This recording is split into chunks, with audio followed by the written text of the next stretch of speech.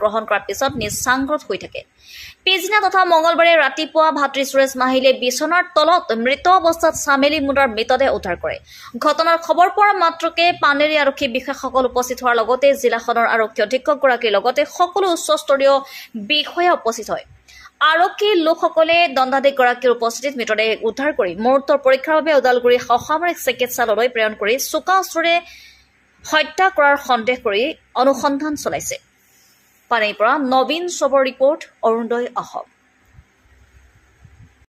চাদৰা ঢপোৱা আছিল আৰু খুন আছিল, এটা আঙুলিটো কাটা আছিল। পিছত মই তাক লৰাই নাই আৰু মানুহবিলাক মাতি আছিল।